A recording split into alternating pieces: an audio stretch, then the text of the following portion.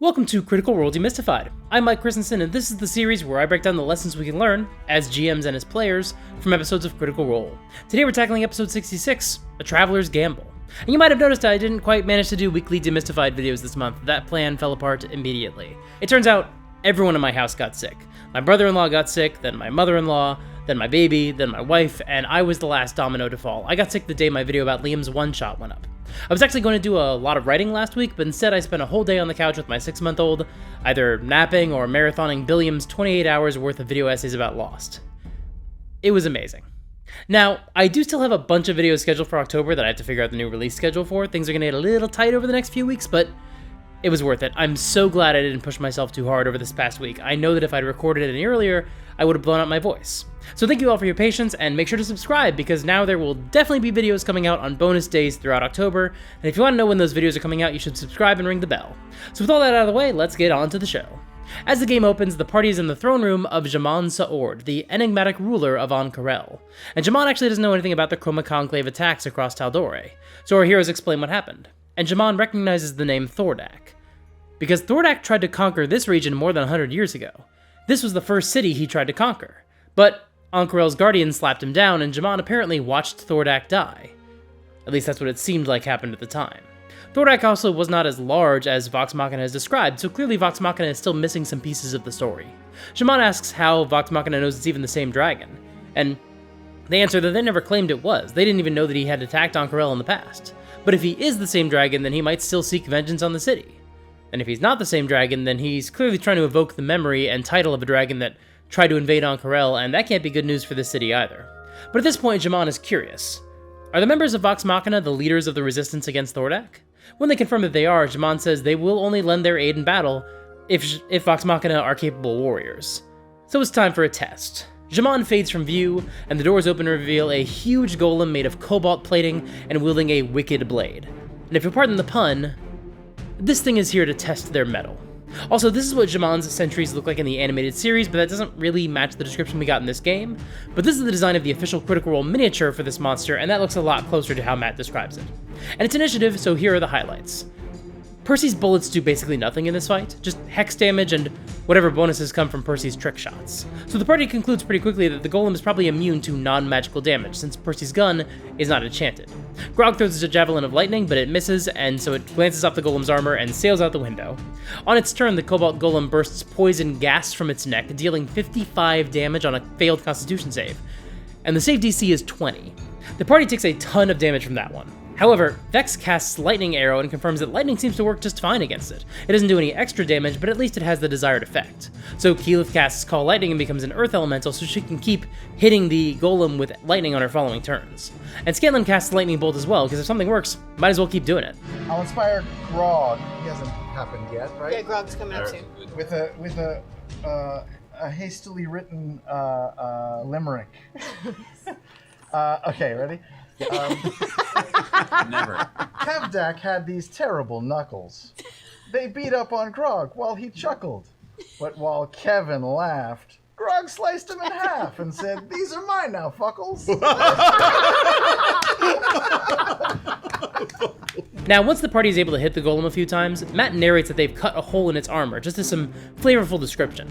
And Percy tries to shoot into that hole and hit whatever gears and mechanisms might be inside it, hoping that those are not as magically resilient. And Matt has to make a judgment call here and figure out whether just the golem's skin or armor is immune to non-magical damage, or if its entire form is similarly enchanted. And I suspect he realized that called shots, like shooting inside a creature, shooting the hole that goes into a creature, are really tricky to handle in D&D 5e compared to a system like Pathfinder that actually had a policy in place for them. Sure, Matt could impose some heavy penalties like disadvantage on the attacks and a -5 or -10 to hit, but this is Percy we're talking about. He's gonna clear those requirements pretty easily. Matt learned this when the party fought Kevdak, and in that fight it did make perfect sense that the players would try to take Kevdak's arms off to get the gauntlets, and he could simply describe the damage they were already doing as being focused on Kevdak's arms, because either way he was still taking damage. But in this case, Matt would essentially be saying that this flavorful description literally opened the opportunity for Percy to ignore one of the golem's best resistances. So Matt rules that, no, the golem's insides are not any weaker than its outsides, Percy's bullets just bounce around inside it harmlessly. However, Percy does use a trick shot to make the golem drop its big fuck-off blade. Grog slams his knuckles together, so he's only one size category smaller than the golem, and that way he can try to shove it and knock it down or knock it back. Travis has the shove rules open in front of him, which is fantastic player behavior. They don't do shoving attacks that often in this campaign, but in this case he really wanted to try it, so he had the rules ready to make sure he knew how it worked. In this case, he knocks the golem prone and attacks it on the ground with the second attack. However, the golem goes next, so it just stands up, knocking it prone a wasted effort. Also, it's poison breath recharge, so it belches forth another burst of fog, and it deals enough damage to knock Vex unconscious. And it's her turn next, and she has to make a death saving throw before anyone can even get to her. And that's always pretty scary whenever that happens. But thankfully, Scanlan heals her right afterward, so it was not as bad as it could have been. Scanlan uses Bigby's hand to smash the window open. Keyleth shoves the golem toward that open window, getting it closer, so Grog can hopefully finish the job and try to push it all the way out. Vax is able to deal 40 damage to the golem, but then the golem retaliates and gets a natural 20, dealing 60 damage. Matt is absolutely not screwing around here. But then it's Grog's turn. He goes into a frenzy rage so he can use 3 attacks, and he takes all those and uses them to shove the golem toward the window. And he's finally able to kick the golem out of the window like Leonidas from 300. The Cobalt golem tumbles through the air and crashes into another wing of the palace far below, and the party is out of initiative. And I really want to compliment just how well the party worked together in this scene, especially as they tried to figure out how the golem worked. I've talked a lot recently about how the cast of Critical Role really wants to have all the information they can before they go into a fight or a mission. And that's fair enough to a point, but sometimes that does tip over to the point of sending them into a planning spiral, subjecting them to long stretches of analysis paralysis. And when you're a game master and you see your players frequently getting paralyzed by the weight of decisions, pushing off combats until they feel as ready as possible, sometimes you need to push them out of their comfort zone. So throwing an unexpected fight in front of them can be a really fantastic way to shake them out of their habits and make them realize that they're more powerful than they think they are, and they're more capable of handling threats than they believe. And so Matt didn't foreshadow this combat at all in the previous session. This is something that they had to face with 0 prep time. And sure enough, Matt's players absolutely rise to the challenge. They do a great job of adapting to a new enemy, analyzing its weaknesses, and especially working together to take down this foe as quickly as possible. This isn't like the most dramatic or interesting fight ever, but it is one of Vox Machina's most efficient fights, from knowing nothing about their foe to being able to easily conquer it. Now, as for the setup of this encounter, I'll have to admit I don't love the whole prove yourself in battle before I'll be your ally trope. And not just in D&D, but in general, it's a common trope, I don't like it that much. Now, we saw it used pretty effectively with the Sphinx fight as a way to provide a combat encounter with a different victory condition built into it. You have to solve this riddle while a Sphinx is trying to kick the shit out of you, and also don't kill the Sphinx because it has the info that you want. And even in that fight, I just sort of had to shrug and say, sure, prove yourself through combat, fine, because it's a trope in fiction. And that's especially the case in a D&D game, because I think the design of this game sort of pushes most conflicts to be resolved through combat. And yeah, within the world of the game, Matt has done the work, so the idea that the party has to prove themselves in combat does make sense. It makes sense for the Sphinx to not hand over a vestige in the location of 6 more vestiges until he knows that they can handle themselves and protect their secrets and protect their magic items. It makes sense for Jaman not to want to lend the support of Ank'Harel if there's a chance it'll just be a doomed endeavor, so you gotta know these potential dragon slayers can actually hold their own in a fight. But also, it is fairly contrived. I don't think it's the end of the world to do this once or twice, but to do it twice in such a short amount of time, within less than 20 sessions, kind of draws attention to how this is a trope. And this is where we get down to personal taste, because I've never been wild about this trope. It reminds me of when Seraph fights Neo in The Matrix Reloaded purely so that he can get to know the real him, but that's not made clear prior to the fight, there's no secondary objective, the fight just ends when enough time has passed. Like, yeah, it's a good fight from a choreography perspective, and it's fun that Seraph is basically the robot kung fu version of a captcha asking if Neo is really who he claims to be, but I don't know of anyone who watches that film and doesn't feel the story grind to a halt for a few minutes for what is essentially a totally unnecessary fight with paper-thin justification. But I also think that Matt Mercer has to introduce some way for the party to prove themselves because he's trying to maintain the idea that these adventurers aren't well known enough to be legends. They still feel like scrappy adventurers. Whether they should feel that way at level 14 is a different conversation entirely, and once again that comes down to your personal taste, but this is part of how Matt runs his games. The players often feel like the underdogs, and so the ruling elite of the world aren't just gonna hand them whatever they want. It might not make sense for that to be the case, but it is usually more dramatically satisfying. That being said, I actually prefer how Matt handled this in the Craghammer arc. The NPC they needed to talk to in that first episode refused to help them, but then some wild monsters showed up and Vox Machina proved that they could handle those monsters, and now the NPC realizes that they could use the help after all. And you might argue, well, that's even more contrived. And you're not wrong. But to me, that feels more true to the world. It makes more sense to me that random monsters would pop up at a convenient time, rather than that these powerful figures keep implementing trials by combat. But obviously you're free to disagree. This just comes down to our own personal, individual storytelling sensibilities. And it also comes down to how well you can actually justify it in your game. Matt, I think, gets away with this because he's pretty good at justifying it. I would have a hard time justifying it because I don't believe in it. So trying to justify it would be very obvious what I was doing, at least I think so, and I wouldn't be able to sell it. So I don't really do this in my games that often. However, one thing that I'm sure we can all agree on is the fact that the party has earned a reward from J'man Sa'ord. And so J'man reappears and promises an alliance. Now J'man can't leave Ank'Harel for very long, so they're not about to join Vox Machina for a bunch of missions. But instead they hand Scanlan a small brass flute. They say that this flute knows the song that will summon Devosa, the guardian of Ank'Harel, and the flute can play it once. And once that song is played, Devosa will arrive and aid Vox Machina in battle.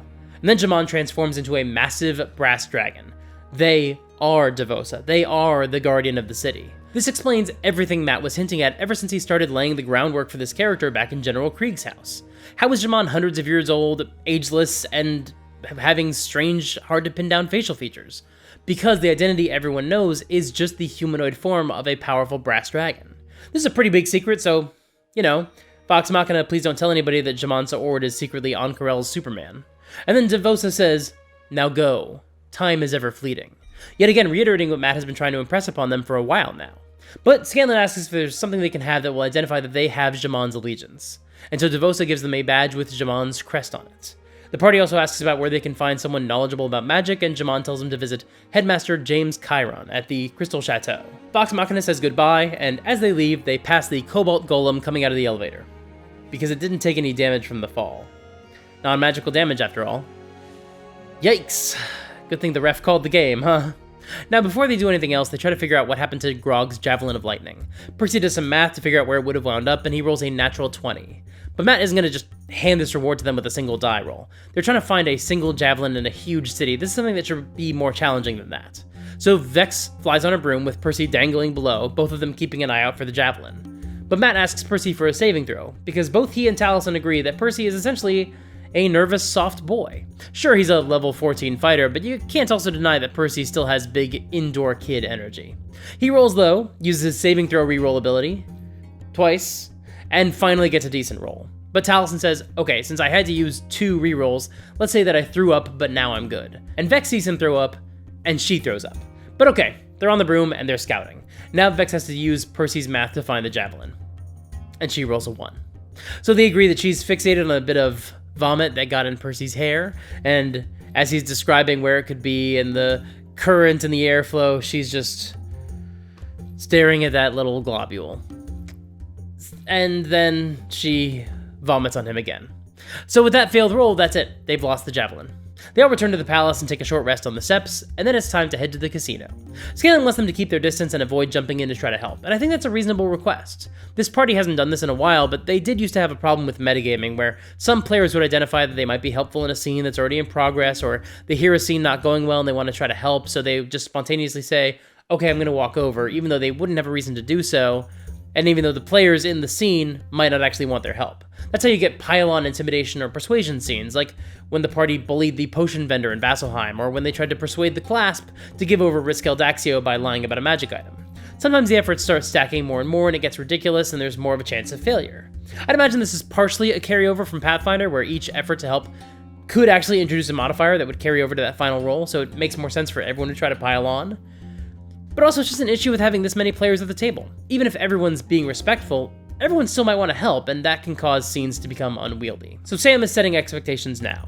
He wants to do this himself. He wants to succeed or fail on his own terms. And considering how often he's such a generous scene partner and how frequently he extends the spotlight to others, I think everyone knows he's earned the right to do this subplot solo. Vax will keep an eye on him from a distance, but nobody's getting involved unless Scanlan asks for help.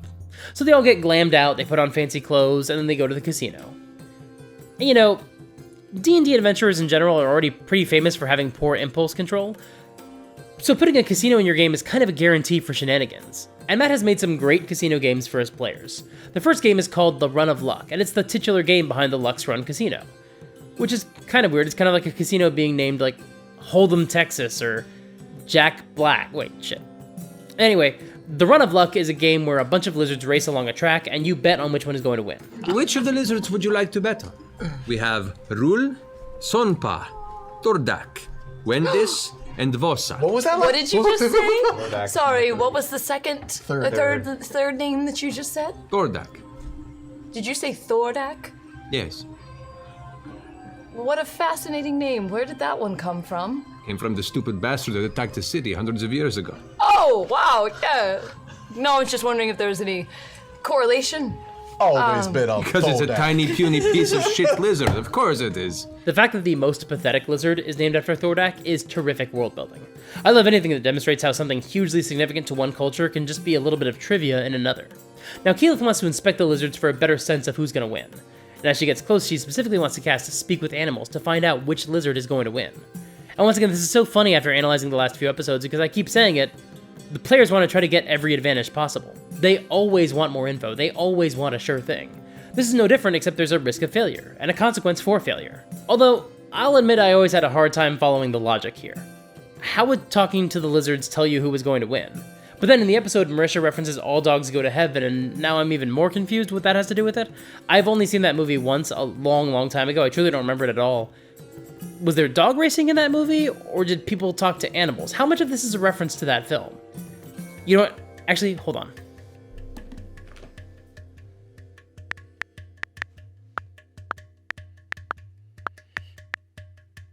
Huh. Look at that. A young orphan girl named Anne-Marie who has the ability to talk to animals, which proves helpful when betting on races. Beat for beat, exactly what Keyleth was trying to do. Wow. Wild. Children's movies when we were kids were so bizarre. There were absolutely no rules. But there are rules in a casino, especially in a D&D world where magic is a thing, and so Matt has Marisha make a sleight of hand check to cast the spell without being noticed. She fails, gets caught, and gets thrown out of the casino within only 2 minutes of arriving. You guys, I just got kicked out of a casino! Oh, I'm so cool! That is such an adorably endearing moment from her. Come on, how can you not like Keyleth? I wasn't actually asking. Back inside, Percy and Vex bet on the lizard races, and so Matt rolls 2d4 for each lizard to see how well the lizards do. Whoever gets the best result is the winner. And the players are kind of stunned that Matt is making all these rolls. After all, he's the one who designed this game. Why make it complicated for himself like that? Why not make it a d8 or a d9? But if you know how dice work when it comes to a game design and averages, you already know the answer. Because when you have 2 dice instead of 1, it makes the middle results a lot more likely, and thus makes your average result a lot less swingy. In this scenario, the odds are better that most lizards will get similar results. But that being said, I think the reason this feels like a ton of extra work is because it's not that interesting to watch Matt roll 2d4 or 5 times. That's a shame because watching some lizards race, one of them pulling ahead, then another one coming up from behind, that should be exciting and interesting. And there are ways to simulate that with random rolls. But when Matt's using one roll to simulate how each lizard is doing throughout the entire race, and the players don't get to hear any results until he's done, and only then does he narrate the entire race all at once, well, it's not very fast, and it's also not very exciting, and that's kind of a missed opportunity. I kind of wish instead there were 6 lizards instead of 5, then you could just roll 1d6 3 or 4 times to describe each section of the race. The die result tells you which lizard is in the lead, and then maybe the other 2 faces you can see on the sides from your angle can be used to describe which lizards are close to catching up, because that just adds a little bit more drama. Then each die can dramatically shift the results as one lizard comes up from the lead, maybe new ones pull into second and third, and then that way the players are actually going along for the ride when they hear which animals are in the lead, and that captures the drama of an actual race. Now Matt has 2 more games for his players. The first is the Gambit of Ord, which is a card game, but it's resolved by dice rolls for the purposes of a D&D game. They don't wind up playing that one, so we won't have a chance to see how it works until much later in the campaign. But the third game is Avandra's Favor, and it's the star of this sequence, because it's a fast game, and it's a dice game within the world of the game, so you can actually better visualize how your actions at the table translate into the world of the game. And it's actually a ton of fun, and it's just the right kind of addictive, especially for dice hounds like the cast of Critical Role. The way it works is simple. You roll 2d6. If your total result is a 7 or a 12, you win. If not, you lose. But if you lose, you can double your bet and roll 1 more d6, still hoping to get a 7 or a 12. Now, roll the dice and may Avandra be with you. Percy luck, Percy luck. You only work with 20s? He didn't even look. 7.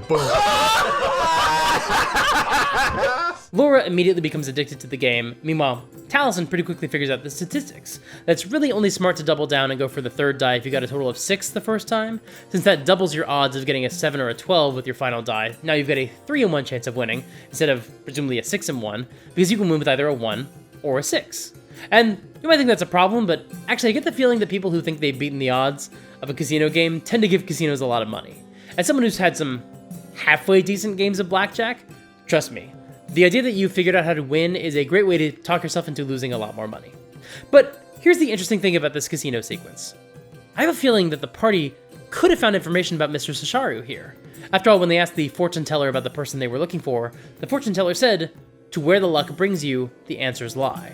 And one of the cards did depict a hand of cards stuffed into a pile of coins. I think Matt was pointing them toward the casino. But then, two things happened. One, Scanlan agreed to meet someone to make his drug deal, so that gave Matt an excuse for that NPC to suggest meeting at the casino. And two, the party found a way to get in contact with Mrs. Sasharu through her contacts at the Death's Respite Inn. And 2.5, Vax followed a messenger to the drop site, where potentially they could go find Mr. Sasharu themselves, if they were so inclined. So, if there are any clues about Mr. Sasharu here at the casino, Matt doesn't really need to lean on them anymore. But it actually wouldn't surprise me if it was the other way around. If Matt had put some Mistress Sasharu clues into the casino as an excuse to get his party to the casino, just so he could show them the casino and show them a good time. It's very rare that Matt introduces something that the players are meant to interact with and also waste their time on. Usually when the party wastes time on something, it's fully self-directed. When you're arriving in a new city, it's just fun to explore and see what it has in store for you. And in this case, Matt thought the city should have a casino, so he found two ways to encourage the players to go there. Maybe some clues about the mistress, and then as a place for Scanlan to do his drug deal. Since they already feel like they know everything they need to know about the mistress, they only had one reason to come here now. And most of them don't have that much else to do tonight. So they can just bomb around and enjoy some casino games. And genuinely, I think that might be all Matt wanted. He's not worried about the clues, he's not worried about the drug deal. His real goal is just to get them to a casino, just so they can have some laughs. But of course, there is a drug deal happening, so let's see what's happening with that. A half-orc meets with Scanlan and takes him upstairs to a private room. The half-elf from earlier is also here, though he waits outside the room, keeping watch. The half-orc, who we later learn is called Rutter, has brought 2 big bags of Fusaka. One bag is worth 250 gold, and both bags are 400. Scanlan wants to see a sample, and Matt has him roll a persuasion check, because Rutter doesn't necessarily want to hand anything over just yet. But Scanlan rolls a natural 20, so he gets to take some out of the bag, and it's almost like wood chips, but more chewy, I guess? And this is where we get to see a bunch of nerds express what they know about drugs, because Travis keeps saying, "Put some in your lower lip." Is that a thing? I genuinely don't know. But Scanlan just tastes some, and it smells bad, but it tastes good. It smells like cheese, but it tastes like spiced meat. That combination actually still sounds really gross, but if we're meant to believe that it tastes good, then fair enough. Sam asks if he's feeling high, and Matt asks for a Constitution saving throw. That's a 16 from Scanlan, so no, nothing yet. Scanlan tries some more. 16 again, still nothing. Scanlan then tries to negotiate for a cheaper price, but when Ritter pushes back, Scanlan just agrees to the 400 price. And as they conclude their business, Scanlan gives them a name they can use for him. The Meat Man. And just so I'm clear here, this is a drug, right? Of course it is. Oh, really? Really? Do I just need... I'm not feeling it yet. That's why... Do I just need to do more of it? Is that the thing? It does not affect you immediately. Oh, it doesn't? Oh, shit. All right, great. Thanks. Bye. Scanlan meets Vax outside the room, and they both try some more Fusaka, but then they roll pretty decent Constitution saving throws, and nothing happens. Meanwhile, Grog hits on some ladies downstairs, but he accidentally hits on one who already is there with somebody, and winds up getting thrown out. Now, Matt is the one who decided that Grog's target already had a consort, so I suspect he just wanted to get through the end of the casino scene now that everyone was done gambling and doing drug deals, or maybe he just wasn't excited to roleplay a successful romantic encounter in this episode. Who's to say? So then the rest of the party asks about buying some ridiculous to-go cups. And Matt shrugs and says, sure, the casino will just sell you some cups. And I think the players assume that he's judging them for wanting kitschy novelty cups, when actually Matt is saying, the casino does not sell kitschy novelty cups, you're literally just buying some of the casino's cups. They just sold you some of their cups for a ridiculous price because you're ignorant tourists. But they don't realize that's what he's saying either, so again, this is another example of how DMs and players don't always understand each other. It's just the nature of the game. The party returns to their rooms in the Death's Respite, and they try to make some Fusaka do something. Grog puts some in his lip, and then he eats some, and nothing happens. Keith burns some, because if it is a drug, burning it is usually a good way to get some results. I kind of waft a little bit. It smells really nice. It is hilarious how badly we all want this to be heroin, and it's not. Can we, smells really can good. we freebase Really good. this shit? It smells like a very, very fancy kitchen Can I walk downstairs and find the innkeeper? Yeah. I'm you're going to downstairs. take a little bit. I'm going to just mortar and pestle a little bit and make a tea.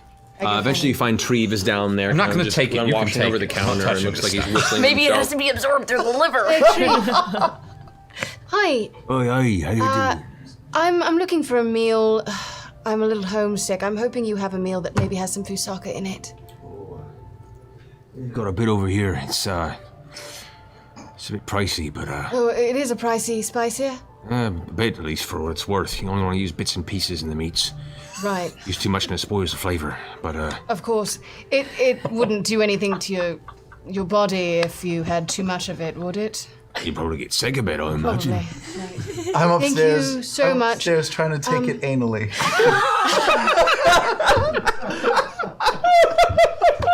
Come on, this'll work. This will work. Trade spotting. This is trade spotting. Now I know what you're thinking. Oh, cool, another butt joke about Scanlan. Gross. And yeah, I agree. They're not my favorite. But let's actually look at this joke because I think it kind of says something great about Sam as a player. The moment Sam got confirmation that he'd been duped, he could have described Scanlan simultaneously coming to this realization as it dawns on him that if the drug isn't doing anything when it's been burned, except making something smell really good, it might not be a drug at all. And then he realizes just how much gold he lost today. And to be clear, that would be fine. There would be nothing wrong with that. Matt has been playing completely fair with Sam. He said it tastes like spiced meat. He only asked for a Constitution saving throw when Sam asked if Scanlan was getting high. It would not at all be considered metagaming for Scanlan to come to this realization around the same time that Vex did. But instead, Sam describes Scanlan doing the most embarrassing thing he could think of with a condiment that he thinks is a drug. It's a fantastic way to humble his own character, and it's generally why a lot of Scanlan's jokes tend to work really well, because the joke is structured in such a way to make Scanlan out to be the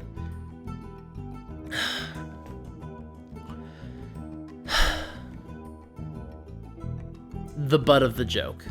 No one lies to the meat man. I want to go back to that place and get my revenge. Are you with me, Vax?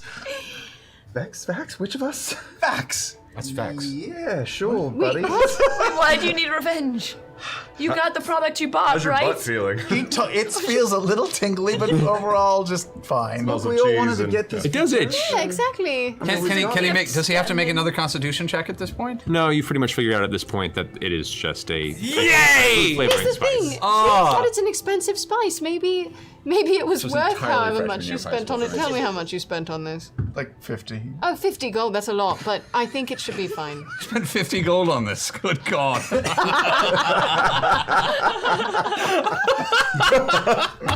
You can make 50 gold back betting in the casino. It was 50 gold as a fine lesson, though. It was well worth it. Good If you lesson. really want to go get revenge, I will get revenge with you, but I Not think we for should 50 call it a gold. loss. I For 50 think- gold is a piddly thing. Is that a word? No.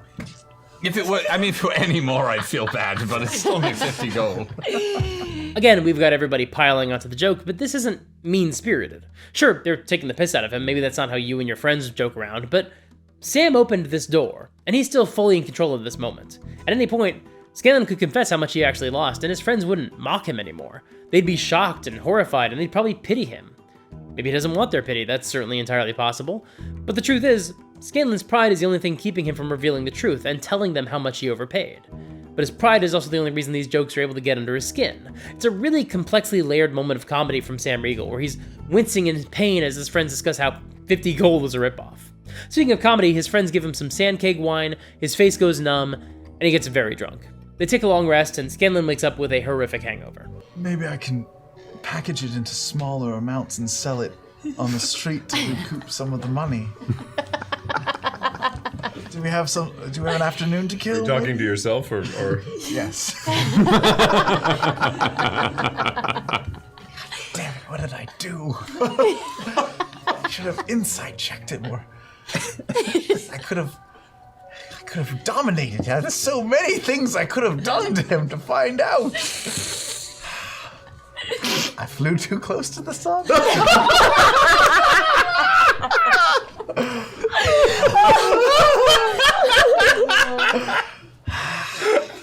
Next time. Next time you engage. I'll do things differently. Next time, I will find drugs. That's the lesson to be taken from this. Look harder. Look harder. The meat man never gives up. I honestly love the declaration from Travis that Scanlan is alone, and the way Sam just plays along without missing a beat because he knows it's so much funnier that way. And then because he is alone, we get to see him without that veneer of pride from the night before, and we get to see his internal monologue. Just some more fun jokes about his next drug deal. Definitely just a joke. Not a new subplot. Don't read too much into this. I wander down. Good morning, all. Hope you slept nicely. My jaw seems to work. Thank you for not nursing me at all last night. I would have done the same to you. How are you feeling? Oh, fuck you! Retrieve. That Oi. Fusaka spice. How much does it go for usually for a bag? Big bag, sack, How big a bag you talking? hogshead, right? Yeah, that's a hogshead. Said bag. Depends on where you're buying it. 10 gold.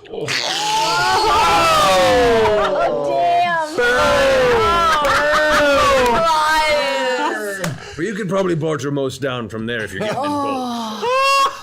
That hurts. That hurts. I thought you people said it was expensive. For spice, yeah. Hey, most of the dealing is coppers and silvers for mere poison food flavor. What if it's really high quality Fusaka? 12? I honestly love how Matt is essentially keeping a straight face here. There's no winking commentary, no hidden smile about how he's pulling one over on Sam, because I honestly don't think he fully expected this plan to work, considering Scanlan is a 14th level D&D adventurer. And as he alluded to in his monologue, he had a lot of options available to him that might have helped prevent him from being fleeced by a couple of scoundrels. So I suspect in Matt's mind, this is just a fun scenario that might play out when someone overheard a tourist trying to get his hands on some drugs. But at any point, I bet Matt was prepared for Scanlan to see through the ruse. But he never did. And it's actually important that Matt compose himself in such a way to make it clear that there's no malice here. The only times he laughs at this is when something funny happens, but he doesn't just sit here just laughing at Scanlan for being a rube. And I think that makes a big difference in why this subplot works as well as it does. But alas, it's time to move on. So the party goes to the Crystal Chateau, where they can expect to find some magic experts. The building itself actually has some whitestone embedded into the construction, which must have been exported to Ank'Harel at some point. There is also a pit nearby. It seems like the chateau is excavating something. They ask to talk to the headmaster, and at first they just get told no. But when they say they're trying to save the world, the headmaster eventually comes out and talks to them through the bars at the gate, and gives them only 10 minutes of his time. They tell him about the dragons that attacked Tal'Dorei, and he's entirely disinterested. Until Percy suggests more whitestone might flow once the dragons are gone. The headmaster does identify their vestiges for them, although he doesn't tell them much that they don't already know, except for one detail. Vax's armor has been awakened. Now, the headmaster doesn't know if the others are going to do the same because he's never interacted with the vestige himself personally.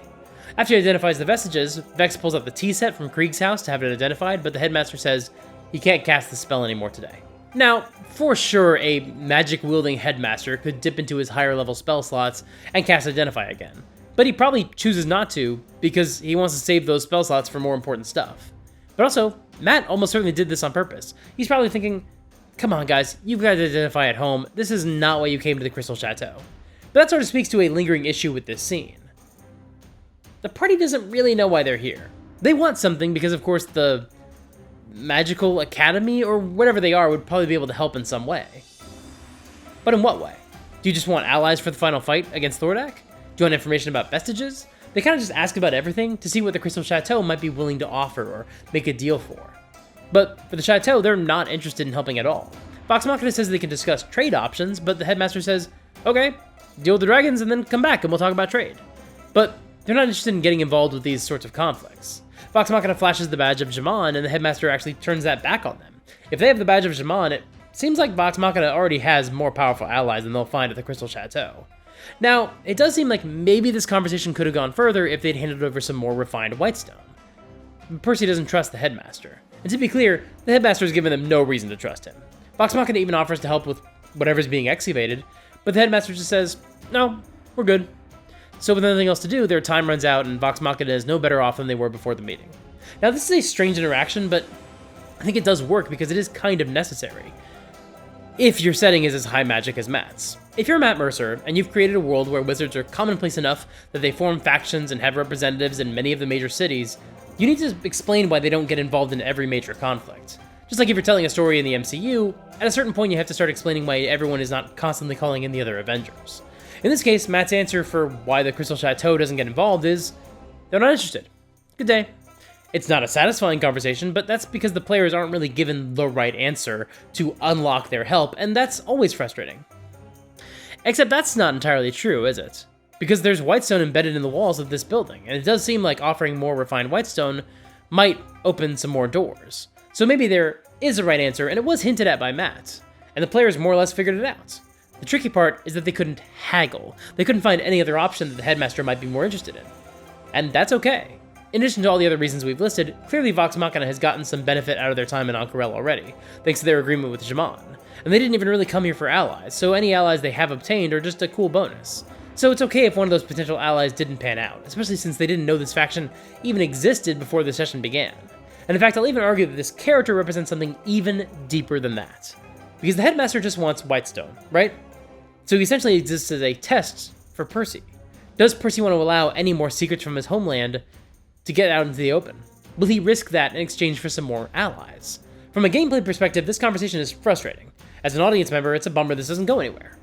But thematically, this is a way to test Percy's convictions. You're the pragmatist who will suggest things nobody else is willing to, but you've also seen what happens when your secrets get into the wrong hands. Will you risk that happening again? And I think that's really cool, especially knowing what's about to happen later in this session. I do still kind of wish we knew what was happening with that activation, though. It's kind of a bummer we never got to see what was inside there, because I have no idea what Matt was setting up, and as far as I know, he's never answered that question in any Q&As or on Twitter. So there's just a weird hole in the ground, and we don't know why, and I don't really know what that's meant to be. Although that being said, apparently this faction does make an appearance in Call of the Netherdeep, the official 5e adventure that Critical Role collaborated with Wizards of the Coast to release just a few years ago. It's possible there's a clue in there as to what was being excavated in this scene. But I haven't read that adventure yet, and even if I had, I would not spoil the answer in this video. But anyway, the party decides, since it's been a full day since they messaged the Mistress Asharu, they might as well just see what they can find out by dropping by the drop site. Maybe she lives there, maybe not, but at the very least they can find out if the message was actually picked up. This is great, because for once, they're actually the ones escalating the timeline, rather than Matt having to do it by putting pressure on them externally. That is an important change from their recent behavior. It seems like the lesson that Matt is trying to impart on them is actually working.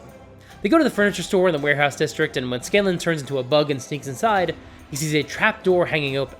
They all go inside, but when Vex picks the lock, there's a flash of light, but no noise. So that could have been a magical alarm. Inside the furniture store, they find dry blood leading from the trap door to the doorway they just came through. So that alarm was set by somebody who left here bleeding. They also sneak down the trapdoor stairs, and they find Asharu's home under the furniture store. She apparently lives in this little room. Well, she used to live there. She's dead now. She's been dead for about a week. Her cloak is gone, and she's got lots of puncture wounds all across her body. Now, back when we discussed the sunken tomb, I made a video about why the exploration scene in that episode was such a mess, because everyone was talking over each other.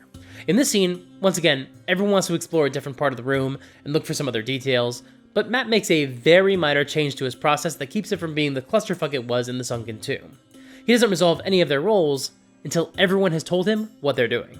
Now, I think the reason for that is that this chamber just has a lot more immediacy to it. They're not just pillaging the spoils of a conquest as they've come down from an intense fight, they're trying to find clues, and even though the types of rolls they're making are roughly the same, that distinction has a huge impact on the energy of the scene.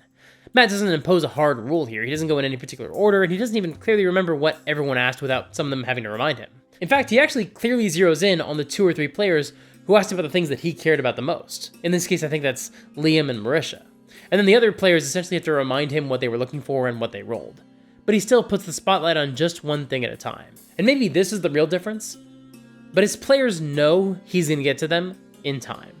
And so they're okay to wait a minute. Because when the scene started, he asked all of them what they're checking for. So they all got to answer. And now they all know that they'll all get their chance to get the answer to their results. And even with just a few minor changes in the group's approach to the scene, you can still feel what a huge difference it makes. Because this next sequence goes as smooth as butter. Does it look around any kind of evidence left behind of who it was that attacked her? Been ransacked? Investigation checks for the guys who are checking the room. What are you guys checking? I'm gonna check her further. Investigation check on the body, investigation check I on the want room. to see if they like turned the room. I want to see if I can find any kind Ooh, of that's a something left behind by the killers. Okay. I'm looking for other exits. I'm looking for treasures. Okay. Trying to get a sense of the situation of the murder, how many people there were. Okay. There's a lot of foot movements, and some of them are heavier than others. It looks like there was some sort of a scuffle here, but it's hard to tell how many people were involved. Definitely more than 2. Okay. What'd you roll? 21. 21? 15. 15. You're having a hard time finding anything that really specifically represents that scuffle. Ooh, I bring Trinket out and have him sniff around. Okay. Trinket begins sniffing around the room.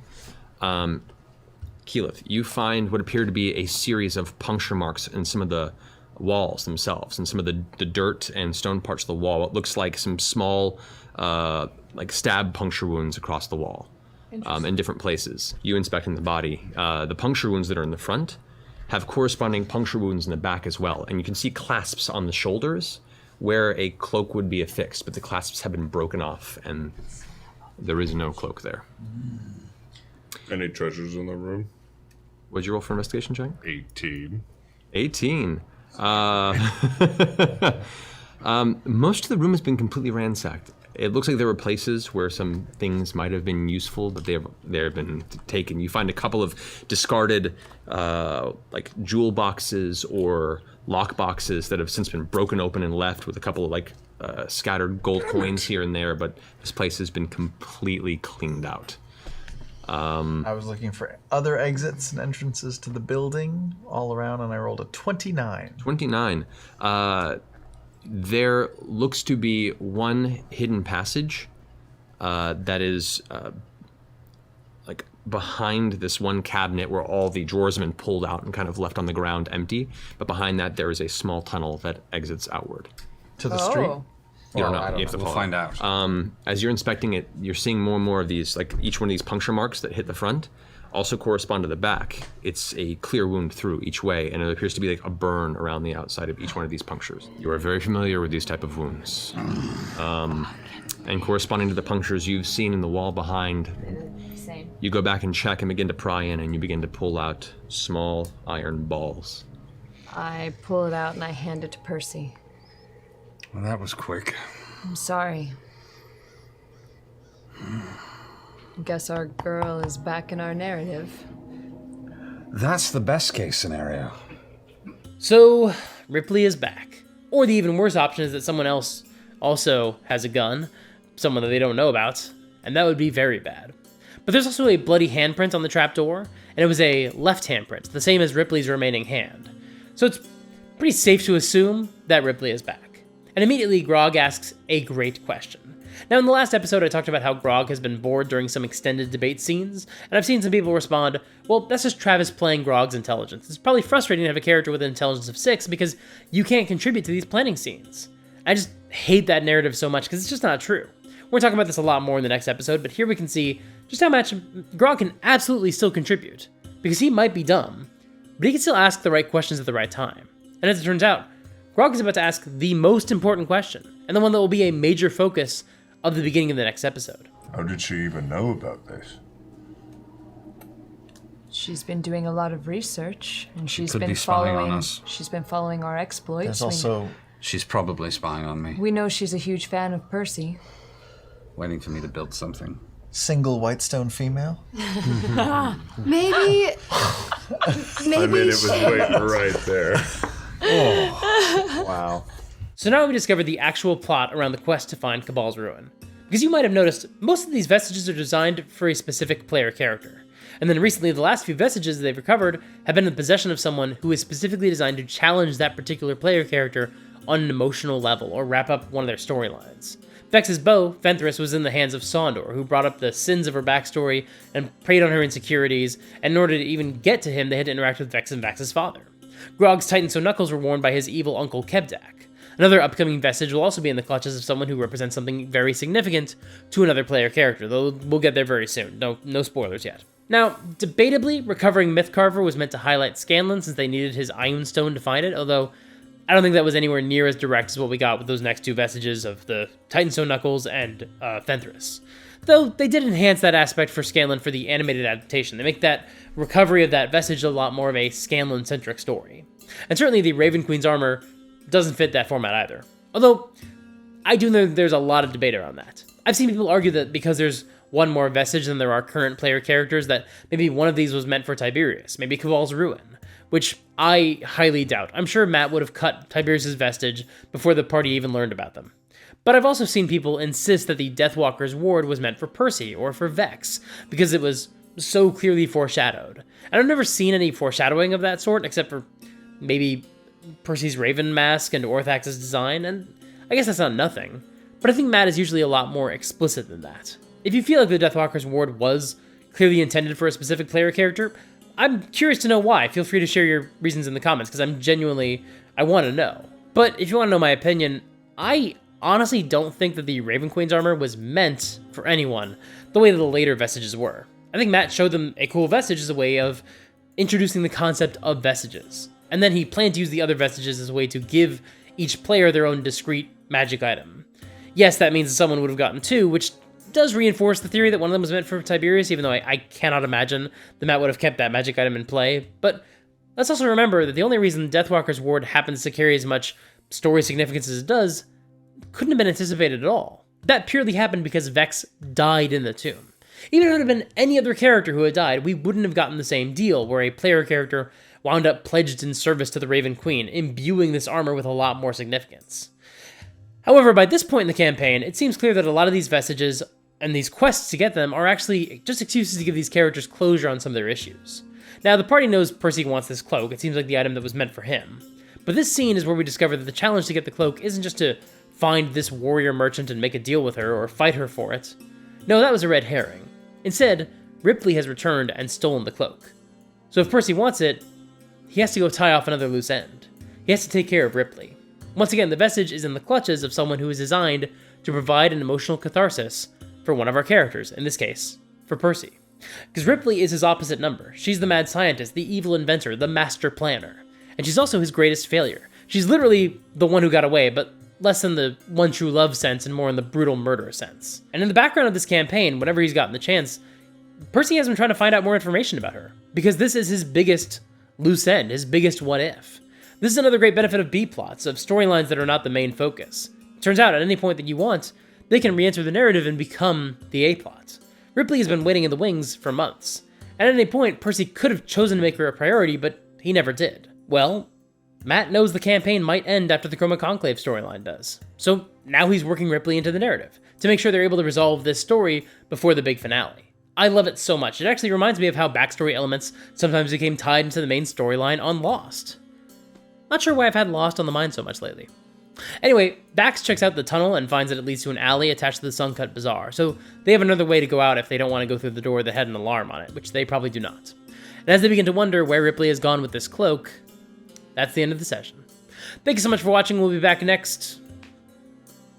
soon, to discuss episode 67, The Chase to Glint Shore. Kind of a spoiler in the title, because a lot of this episode is about the party trying to figure out where Ripley is going and where they're going to next. And I know I've talked a lot about Vox Machina's analysis paralysis and their need to have as much info as possible, and so you might think that an episode that opens with an extended planning sequence would be kind of a pain, but believe me when I say, the planning scene from this next episode is low-key one of my favorite Vox Machina scenes. I'll go back and watch it all the time. I don't know why. I'm not sure there's some deep lesson behind that. I might just be kind of a weirdo. But don't misunderstand me, there are a lot of lessons in that scene, and in that episode as a whole, so make sure to come back and watch that episode soon. Look, obviously I'm being cagey about when this episode is going to go up, because my schedule for this month has gotten a bit goofy, so that's all the more reason you should absolutely subscribe to the channel and ring the bell so you're notified every time I post a new video. If you want to help me financially, you can support me on Patreon or become a YouTube member. That really helps take the pressure off me for months like this one, so I don't necessarily have to bust my butt to put out a bunch of videos. When I get sick, I can take more time off from making videos to heal if I have a more solid support structure beneath me, so your memberships really help a lot. Now, if you can't or won't support financially, that's totally fine. Come check out my Discord server, hang out with other cool people, it is really lovely. And sign up for my newsletter, I've got some awesome updates there, and I'm starting to get better about using my newsletter. I've been so bad about it, but I need to get better about using my newsletter to communicate with my audience, because I can't really use social media for that anymore, because social media is just dog shit these days. So all those links are in the doobly-doo below. It's election season here in the US, so don't forget to vote, and I don't intend to influence your vote in any way, but I will just, in a completely unbiased way, I'll remind you that Donald Trump is currently spreading lies about the government's support of hurricane victims in the wake of national tragedies, which is completely unconscionable behavior and has been contradicted by the statements of the governors of those states. Also, we just found out that he secretly sent COVID testing equipment to Putin in the early days of the pandemic, and a few weeks ago we got some more explicit descriptions of the crimes he did to try to stay in office in 2020, so I don't know. Sounds like he may be a bad person. Maybe we shouldn't let him be the president again. He wasn't very good at it either. Click here to watch a video about a binder I plan to use for my upcoming in-person D&D games. It was a fun process putting that one together, and I think you'll have a lot of fun watching it. Until next time, play fair and have fun.